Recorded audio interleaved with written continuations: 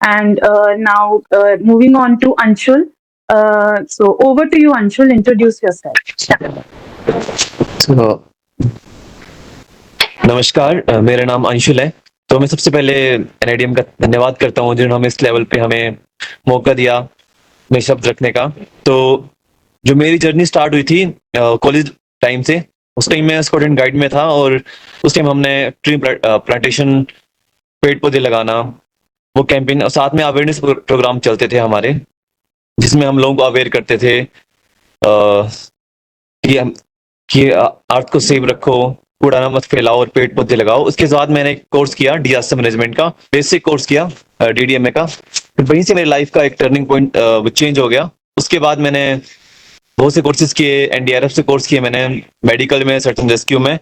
फिर बाद में मैं चला गया कैपेसिटी बिल्डिंग में। जो कम्युनिटी मैंने एनडीडी में काम किया, डीसी ऑफिस कांगड़ा, वहां पे कांगड़ा में, तो मैंने वहां पे कैपेसिटी बिल्डिंग में काम किया। तो मैंने 8,000 जो हमारी डीसी डिस्ट्रिक्ट कांगड़ा में थी वहां उनको ट्रेन किया, आशा वर्कर, आंगनबाड़ी और जितने भी कॉलेज के बच्चे थे उनको मैंने ट्रेन किया। और सबसे अच्छी बात ये रही कि जो 8,000 में से कम 20-25 ऐसे ऐसे थे जिन्होंने रिस्पॉन्स किया, जिनको मैंने पढ़ाया था, जिनको मैंने वो ट्रेनिंग दी थी, उन्होंने कम्युनिटी में जाके रिस्पॉन्स किया। एक उसमें से एक लेडीज थी, तो उसकी सासू माँ को हार्ट अटैक आ गया, तो जिसको मैंने सीपीआर के बारे में बताया था, मेडिकल बीएलएस के बारे में, बेसिक लाइफ सपोर्ट के बारे में, उन्होंने अपनी सासू माँ की जान बचाई और उन्होंने मुझे कॉल किया कि सर आपकी वजह से, जो आपने मुझे पढ़ाया था, जो ट्रेनिंग दी थी, आपकी वजह से मेरे घर में जान बच गई। तो उस टाइम मुझे ऐसा बहुत एक मेरे पास शब्द नहीं बताने के लिए, कि मुझे ऐसा लगा कि नहीं, मैं लाइफ में कुछ एक अच्छा काम कर रहा हूँ। क्योंकि आजकल जो एक यूथ है, मैं देखता हूँ हर इंसान पैसे के पीछे भाग रहा है, सबको पैसा चाहिए, जॉब चाहिए, मतलब उनको सिर्फ अपने आप से मतलब है। बट एक्चुअली में हमारी लाइफ का मतलब क्या है कि यूथ क्या है कि औरों के लिए जीना, खुद के लिए नहीं, औरों के लिए कुछ करना। जब हम औरों के लिए कुछ करेंगे तो हमारे लिए भी एक रास्ता खुलता है।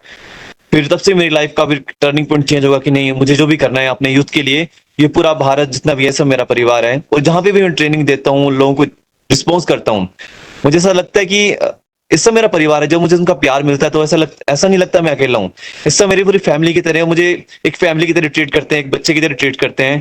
पर कई बार शक भी करते हैं क्योंकि बहुत छोटा हूँ, तो पहले पहले बोलते थे ये क्या पढ़ाएगा, मेरे तो खुद बच्चा है। बट ये भी कई बार इशू आते हैं कि तो खुद बच्चा है, अभी क्या पढ़ाएगा। बट जब उनको मैं जाता हूँ, रिस्पॉन्स करता हूँ, मैंने काफी काम किया रिस्पॉन्स टीम में भी, माउंटेन रेस्क्यू में। तो हमारे हिमाचल में मोस्टली टूरिस्ट आता है और पहाड़ों में वो फंस जाता है हाई एल्टीट्यूड पे, तो उनको जब हम जाते हैं रेस्क्यू करने, तो शक्ल देखते पहले ही तो खुद बच्चा है, ये क्या बचाएगा। बट जब हम वहां जाते हैं तो उनको फिर पूरा माउंटेन रेस्क्यू, जो मेरा काम है टेक्निकल रेस्क्यू का, ये रोप स्ट्रक्चर में उनको डालना और उनको नीचे रेस्क्यू करना। तो काफी रेस्क्यू किए। फ्लड्स रिस्पॉन्स में भी अभी यहाँ पे हमारे हिमाचल में पालमपुर में फ्लैश फ्लड आया था और लोगों के सारे घर चले गए, जितने भी घर थे वो बेघर हो गए। तो वहां पे मैंने काम किया, वहां पे मैंने उन सबके लिए कैंप लगाए, मैंने रिलीफ और फंड अरेंज किया और उनके लिए खाना वगैरह सब कुछ, सबसे फंड रेज किए, सेम जैसे तारू सर की तरह और मैम की तरह मैंने सेम वैसा काम किया और फंड रेज किए और उनको कम से कम एक हफ्ते तक एक वहां कैंप लगाया। उसमें सब उनको हर चीज प्रोवाइड की, फर्स्ट एड से लेके हर चीज प्रोवाइड की और उनकी हेल्प भी की। क्योंकि जब फ्लैश फ्लड आया था तो लोगों के घरों में मिट्टी भर गई थी, उनके जो जितने भी जेवरात थे, सोना चांदी, तो उनको मैंने हेल्प की अपनी टीम के साथ। मैंने वहां पे एक लीडरशिप दिखाई, मैंने पूरे गांव के जितने भी यूथ थे उनको मैंने इकट्ठा किया और उनके साथ मिलके 15 बंदों के साथ मिलके मैंने हर एक के लोगों के घर गए और साथ में हमने मिलके काम किए, जिनके डॉक्यूमेंट्स थे, फाइल वगैरह थी। क्योंकि जब फ्लैश फ्लड आया था तो पूरा मिट्टी में जितना था पूरा घर दब गया था उसके अंदर, तो वहां पे गए, सारा जिनका इम्पोर्टेंट सामान था निकाला। तो इस तरह मैंने वहां पे उनकी हेल्प करी। तो बाकी मैंने 8,000 आशा वर्कर, आंगनबाड़ी और कॉलेज के बच्चों को मैंने ट्रेन किया कैपेसिटी बिल्डिंग में।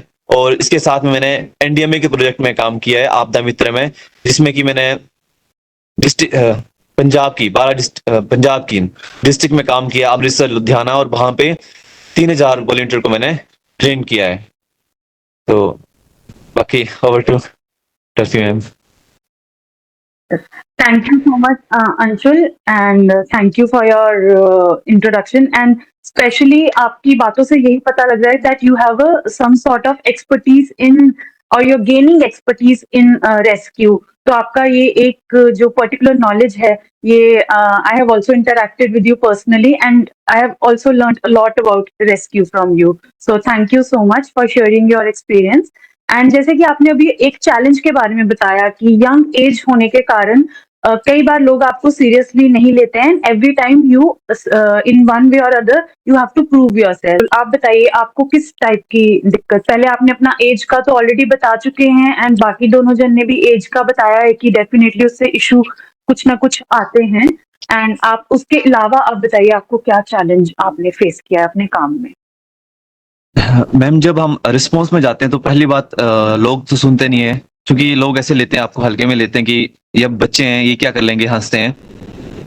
दूसरी चीज कि फाइनेंशियली दिक्कत आती है, क्योंकि जब हम जहाँ में हम काम करते हैं फ्री ऑफ कॉस्ट काम करते हैं, रिस्पॉन्स टीम में जाते हैं, तो मतलब हमें एक फ्री में काम करते हैं, हमें मतलब अच्छा लगता है हेल्प करना, लोगों की जान बचाना. बट कहीं ना कहीं हमें फाइनेंशियली दिक्कत आती है कि जो अपना इक्विपमेंट लेके अपना खर्चा करके सब कुछ लेके हम लोगों की जान बचा रहे हैं, बट कहीं ना कहीं फैमिली से सुनना पड़ता है कि पहले अपना देख लो, पहले तब किसी और का देखना.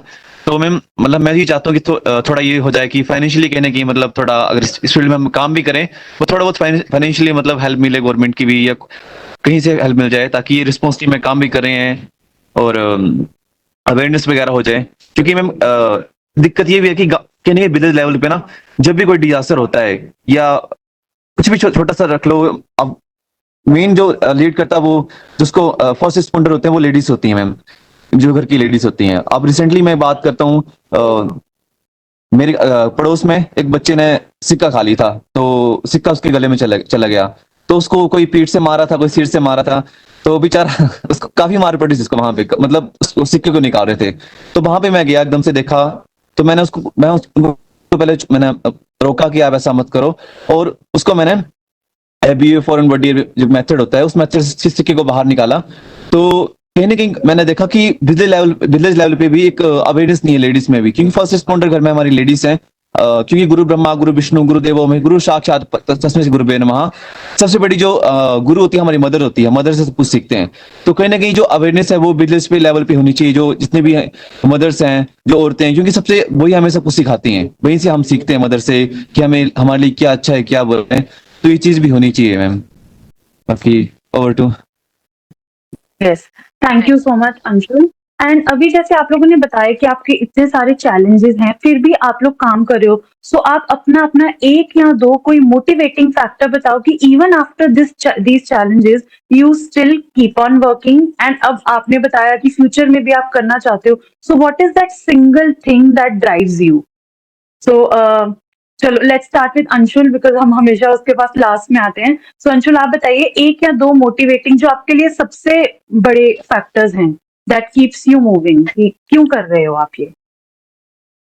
मैम हमारे यहाँ ही कांगड़ा में एक यहाँ पे फेस्टिवल होता है रली पूजन, उसमें हम नदी में जाते हैं और वहां पे भगवान की मूर्ति पानी में बहाते हैं. तो एक बार हुआ ये कि वहां पे एक लड़का था, वो पानी में डूब गया. तो सब सोच रहे मजाक कर रहा है, पानी में डूबा नहीं है, और मुझे लगा सच में पानी में डूब गया. मैं उसके पास गया और उसकी जान बचाई, उसको वहां से बाहर निकाला मैंने.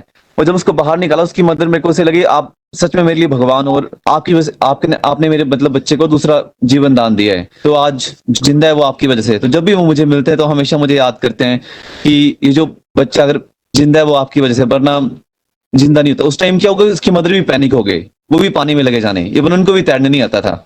तो उस टाइम मैंने उनको शांत किया, उनको मैं बाहर निकाला कि आप अंदर मत जाओ, वरना मुझे दो जाने बचानी पड़ेगी एक साथ. तो उस टाइम मैं खुद बच्चा था, 18 साल का था. फिर मैंने तब से मेरे को मोटिवेशन मिली कि नहीं, मुझे इस फील्ड में आगे जाना चाहिए और उनकी जान बचानी चाहिए. फिर मैंने रिस्पॉन्स टीम में काम किया माउंटेन्स पे. तो वहां पे मैंने जब लोगों के चेहरे देखे, जब मैं वहां पे रिस्पॉन्स टीम में अपनी रेस्क्यू टीम के साथ आता था, तो लोग हमें देख के खुश होते थे कि हमें कोई बचाने के लिए आया है. क्योंकि हम कहीं किसी से उम्मीद रखते हैं, वो हमें देख के एक उम्मीद रखते थे कि हमें पक्का बचा लेंगे. तो वहीं से मेरे को मोटिवेशन आई कि नहीं, हमें इस फील्ड में काम करना चाहिए और आगे बढ़ना चाहिए. और सच में मुझे मैम अच्छा भी लगता है जब मैं किसी की हेल्प करता हूँ, तो रात को मैम जो सुकून मिलता है ना, मैं बता नहीं सकता हूँ आपको. एक अच्छी नींद आती है किसी की हेल्प करके. और सबसे बेस्ट काम मुझे मैम ये लगता है कि हम किसी की जान बचा रहे हैं, किसी सबसे बेस्ट काम है मैम लाइफ का. और सबसे बड़ी मैम मेरे को देश सेवा भी ये लगती है, हम लोग कम्युनिटी में जा रहे हैं, उनको ट्रेन भी कर रहे हैं, रिस्पॉन्स भी कर रहे हैं, रिलीफ भी कर रहे हैं. तो मैम सबसे बेस्ट काम है मैम लाइफ का, और इन सबसे बड़ा धर्म भी है मैम इंसानियत। बाकी ओवर टू मैम। तो मतलब आपका मोटिवेटिंग फैक्टर मतलब सबसे ज्यादा लग रहा है एक सेंस ऑफ अचीवमेंट जो आपको और एक रिकॉग्निशन जो आपको मिल रही है, जान बचाना आपको लग रहा है कि सबसे नोबल काम है, इसीलिए शायद आपका झुकाव भी रेस्क्यू की तरफ ज्यादा है। So thank you for that. Anshul, आप बताइए आपका क्या फ्यूचर प्लान्स हैं इस पूरे एरिया को लेके, disaster risk reduction and your participation. तो मैम मेरा तो ये फ्यूचर प्लान है कि मैं इस फील्ड में आगे काम करना चाहता हूँ, और कम्युनिटी में जाकर ट्रेनिंग देना चाहता हूँ, लोगों को अवेयर करना चाहता हूँ इस फील्ड में कि एक्चुअली में डिजास्टर मैनेजमेंट है क्या। और सच में बहुत बड़ा एक टॉपिक है डिजास्टर मैनेजमेंट, इसमें सारे टॉपिक्स आते हैं मेडिकल के, उसमें आपके फायर के, तो उनको अवेयर करना चाहता हूँ जब भी आने वाले टाइम जब डिजास्टर आए तो वो उसको डील कर सके, क्योंकि एक फर्स्ट रिस्पॉन्डर ही डील करता है, एनडीआरएफ एसडीआरएफ तो बाद में आती है, पहले एक विलेज लेवल पे हम इसको रिस्पॉन्ड करते हैं। तो मैं ही चाहता हूँ कि इन फ्यूचर इस फील्ड में ऐसी कोई जॉब निकले हमारे लिए भी एज ए वॉलंटियर, या हम उसमें काम कर सकें ताकि हम लोगों को अवेयर कर सके और कम्युनिटी में जाके हेल्प कर सकें। तो मैं तो आप इसको आप इसी फील्ड में करियर बनाना चाहते हैं या एज अ वॉलंटियर ही, करियर किसी और फील्ड में बनाना चाहते हैं बट इसमें वॉलंटियर ही करना चाहते हैं? मैं इसमें मैं करियर बनाना चाहता हूँ, मैं अपना ही जॉब करना चाहता हूँ ताकि मैं इसी फील्ड में काम करूँ, क्योंकि घर वाले भी जब हमसे पूछते हैं तुम करते क्या हो, तो हमारे पास कोई जवाब नहीं होता कि हम एक्चुअली में करते हैं क्या है। तो हम बता सके कि हम एक्चुअली हमारी जॉब क्या है, डेजिग्नेशन क्या है, तो हम बता सकें। तो इसमें भी अगर हमें करियर का मौका मिलता है तो हम बिल्कुल करेंगे इसमें आगे काम।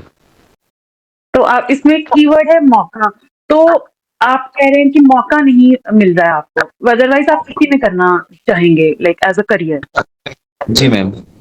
तो while Tarush comes back to us, हम बात करेंगे कि रिस्क आप अपने अलावा, बस आपसे थोड़े से एक आधा क्वेश्चन रह गया है। जो आपके अराउंड रिस्क है, स्पेशली आप लोग हिमाचल से हो, इस बार पूरी दुनिया ने इंटरनेशनली ये बात काफी ज्यादा रिकॉग्नाइज की गई कि हिमालयाज पे क्लाइमेट चेंज का जो इम्पैक्ट है बहुत ज्यादा दिख रहा है। इस बार हमने देखा कि कैसे शिमला में, कैसे मंडी में कितनी बाढ़ आई और वो रुक ही नहीं रही थी, बार बार फ्लैश फ्लडिंग हो रही थी, उससे लैंडस्लाइड हो रहा था। तो आप कैसे व्यू करते हो as inhabitants of mountainous and hill landscapes की क्या रिस्क हैं आपके अराउंड, स्पेशली क्लाइमेट चेंज और डिजास्टर्स को लेके? अंशुल, आप बताइए। तो यंग इंडिया क्या सोच रहा है, स्पेशली इन हिमाचल एंड आपके रीजन में, what is it that young people viewing this age? Ma'am मैं बात करूं क्लाइमेट चेंज की, मैम सच में क्लाइमेट चेंज की बात करूं तो मैं आपको व्यू दिखा सकता हूं मैम सामने।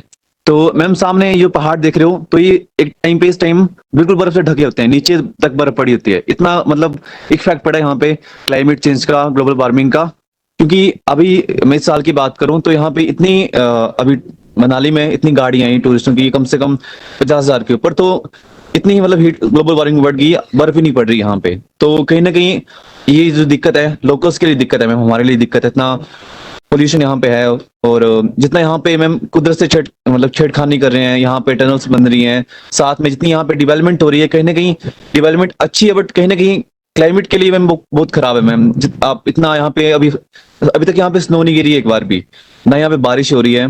तो मैम बहुत फर्क पड़ गया है जब से यहाँ पे टनल खुली, अटल टनल। तो जितना भी टूरिस्ट मैम जाता है, तो जितनी गाड़ियां आ रही हैं उसकी वजह से मैम बहुत दिक्कत आ रही है। बर्फ क्योंकि जो पहले जो बर्फ पड़ती थी तो पूरा नीचे तक ये ढका होता था बर्फ से, बट अब जो है सिनेरियो बिल्कुल अलग है मैम। तो मैं बात करूं मैम, जितने यहाँ पे होटल्स बन रहे हैं या डेवलपमेंट्स या टनल बन रही हैं, तो उससे भी मैम दिक्कत आ रही है कि डेवलपमेंट की वजह से। अभी जो रिसेंटली बात करूं कोटला की, नूरपुर में, तो जहां पे जो लैंडस्लाइड हुआ था मैम, उसका मेन रीजन मुझे लगा मैम डिफोरेस्टेशन। मैम वहां पे कटिंग होगी पेड़ों की ठीक ठाक, और मैम जिससे क्या हो कि बाद में जो सारी मिट्टी थी वो नीचे आ गई, ऊपर गांव की तरफ आ गई, क्योंकि वहां पे काम चला था इसका।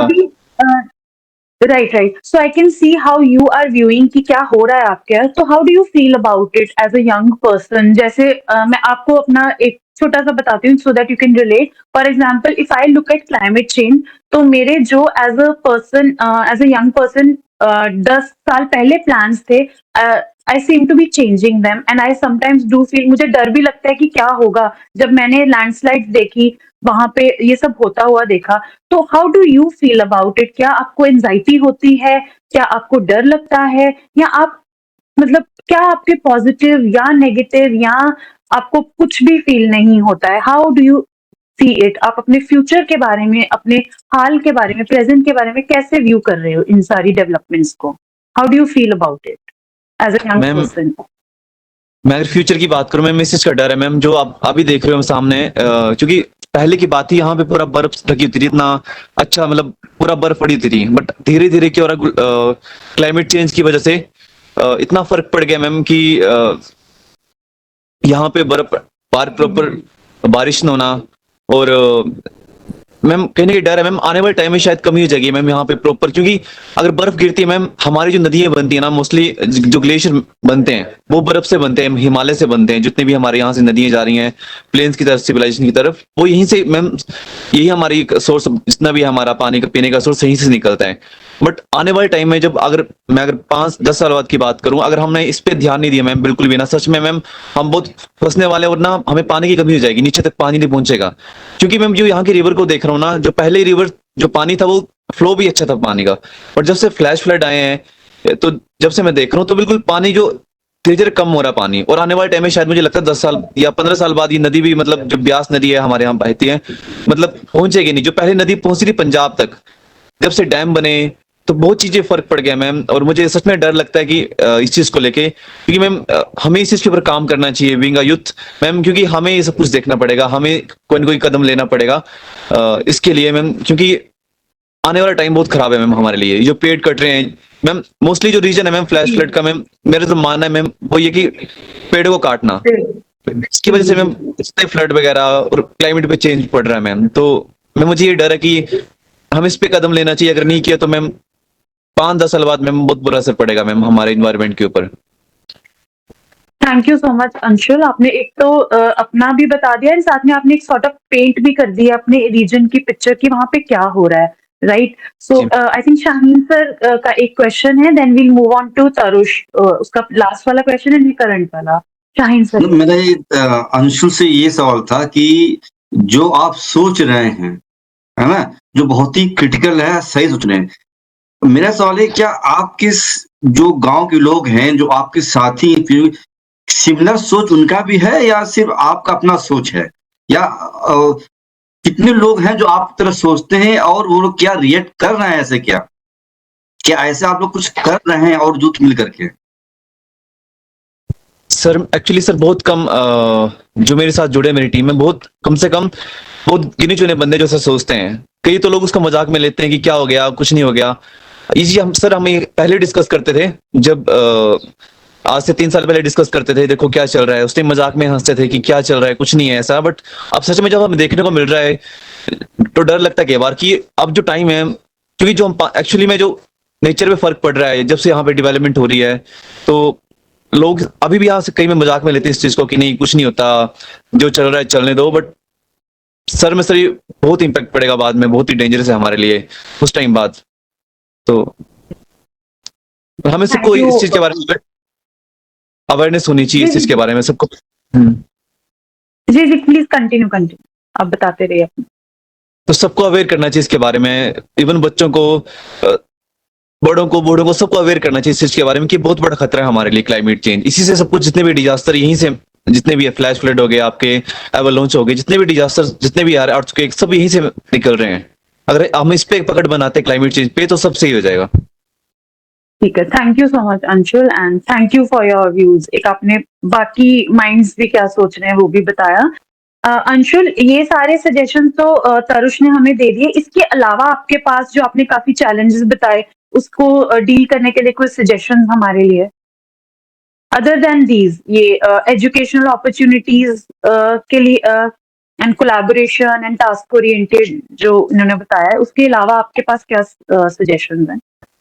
मैम मेरा तो मानना है मैम, जैसे टीचर्स की, जो जितने भी हमारे टीचर्स हैं ना, उनकी ट्रेनिंग हो, उनको बताया जाए कि आप जैसे उनकी 5 डे की 10 डे की ट्रेनिंग हो, उसमें उनको क्लाइमेट चेंज के बारे में, हर चीज के बारे में बताया जाए, और बाद में वही ट्रेनिंग जो उनको वहां बता रहे हैं, वही, क्योंकि टीचर ही हमें सब कुछ बताता है, हमारा सब कुछ पूरा हर चीज के बारे में, वही वो जो हम सिखा रहे हैं कैपेसिटी बिल्डिंग, वही पूरे स्कूल में उन सबको बताए। इस तरह भी काफी हम क्लाइमेट चेंज को रोक जी, जी। रोक सकते हैं मैम। और साथ में एक और चीज मैम, मैं मोस्टली देखता हूँ जब भी हम हॉस्पिटल में देखते हैं, स्कूल में देखते हैं, कॉलेज में देखते हैं, वहां लगे थे फायर एक्सटिंग्विशर, वो हमें चलाने आते नहीं है, बल्कि अगर ऐसा इनके डिजास्टर हो जाए तो हमारे पास वो प्रॉपर ट्रेनिंग नहीं है, किस तरह हमने फायर एक्सटिंग्विशर चलाने हैं, किस तरह आग को रोकना है, या केमिकल बायोलॉजी का जो आजकल का डिजास्टर जो आने वाले किस न्यूक्लियर पावर से मतलब लड़ाई लड़ेंगे, उसमें हमें कैसे बचना है, तो उस तरह की ट्रेनिंग भी होनी चाहिए मैम इन फ्यूचर में, हम सबको ये ट्रेनिंग होनी चाहिए। ठीक है। और उसके लिए जो आप बोल रहे थे कि आपको जो पर्सनली इश्यूज आते हैं फाइनेंशियल, उसके लिए क्या सजेशन है? Because that's a very very real thing, और वो हर यंग पर्सन को इश्यूज आएंगे फाइनेंशियल के, फाइनेंशियल चैलेंजेस, उसके लिए क्या सजेशन है क्विकली आप दे दीजिए, क्योंकि that's a very real challenge that every one of you have spoken about. Financially challenge तो मैम बहुत आते हैं वैसे, तारू सर ने सारे टॉपिक कवर कर दिए। वैसे हमारे लिए कुछ ऐसी जिसमें जॉब्स होनी चाहिए इसमें, जैसे हम ऐसे एनडीआरएफ या एसडीआरएफ की तरह से रिस्पांस टीम में काम कर सके, जिसमें हम हमारी भी थोड़ी अर्निंग हो जाए, ताकि हम सोसाइटी में भी काम भी करें, कम्युनिटी के साथ काम करें, थोड़ी अर्निंग भी कर लें। जी जी जी, राइट, ठीक है। एंड राइट, एंड अंशुल, इस इन दोनों फैक्टर्स के अलावा कोई आपके पास सजेशन है यूथ को और कैसे जोड़ा जाए? मैम जैसे मैम उनको जैसे 3 दिन का एक प्रोग्राम बना सकते हैं, एडवेंचर कैंप जैसा, उसमें एडवेंचर कैंप साथ में हम अपनी एक्टिविटीज करें, साथ में एक्स्ट्रा हम डिजास्टर के बारे में पढ़ रहे हैं, उसमें हम डिजास्टर की चीजें सीख रहे हैं, मेडिकल के बारे में सीख रहे हैं, या कोई भी ऐसे कैंप जैसे एनआईसी नेशनल न्यूट्रिशन कैंप है, उसमें हम स्पेशल 2 घंटे जो निकाल रहे हैं डिजास्टर मैनेजमेंट के लिए, उसमें हम वो चीजें सीख रहे हैं, बेसिक लाइफ सपोर्ट के बारे में और क्लाइमेट चेंज के बारे में, तो ये चीजें ऐड कर सकते हैं ताकि उनका इंटरेस्ट इसमें बनता जाए धीरे धीरे।